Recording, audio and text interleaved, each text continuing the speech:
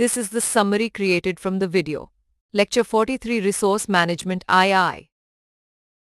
This is a summary of an introduction to battery management systems, exploring their core functions like monitoring current voltage, temperature, and estimating state of charge, health and power. It emphasizes the importance of cell balancing circuits in preventing lithium-ion battery degradation and capacity differences among cells due to factors like uneven leakage, self-discharge, and resistance changes. The video categorizes cell balancing methods into passive techniques like overcharging and using shunt resistors, and active techniques involving cell-to-cell, bypass or pack-to-pack charge transfer.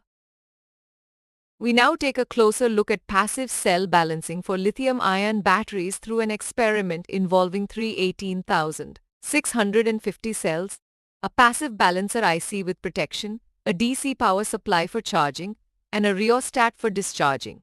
The balancer IC uses a bleeding resistor to deplete charge from higher capacity cells during charging or discharging, while the experiment illustrates the charging and discharging operation with the protection IC activating at high and low voltage limits.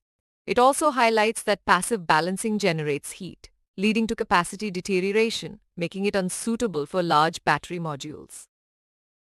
Shifting our focus to active cell balancing. This part introduces a controller hardware in the Loop CHIL experimentation setup involving a TNS320F28379D microcontroller as the controller and Opal RT as the plant model.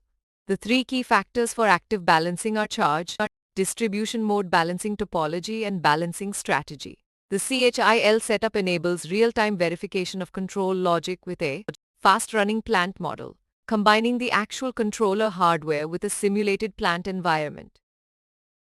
Diving deeper into the CHIL setup, it explores an energy sharing and balancing topology using a boost buck converter based on the state of charge SOC of the battery modules.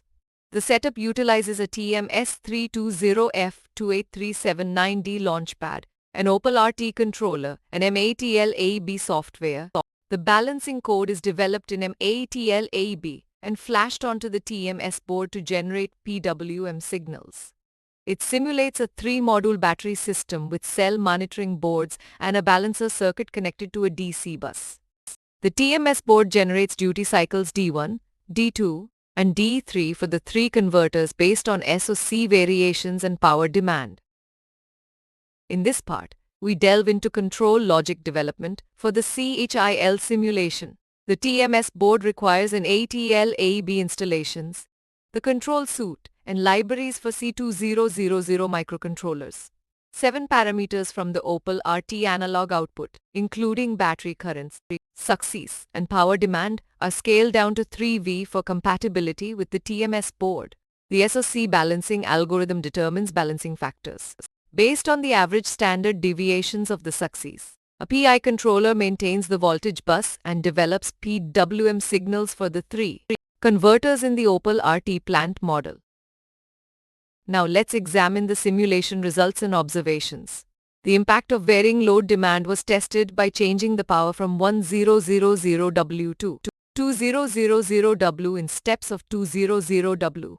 The algorithm successfully handled these power demand changes, as evident from the faster SOC draining and higher battery currents.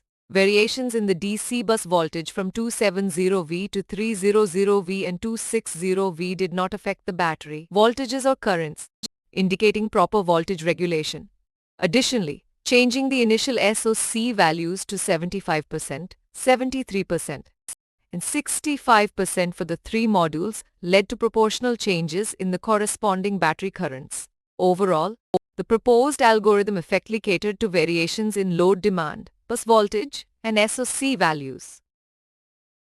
In the concluding remarks, the video summarizes the key learnings, including the 2 popular balancing techniques, passive and active, and the development of control logic using the low-cost TMS board. It highlights the understanding gained about the CHIL setup for the balancing mechanism, enabling the development of balancing strategies for different battery topologies in the future.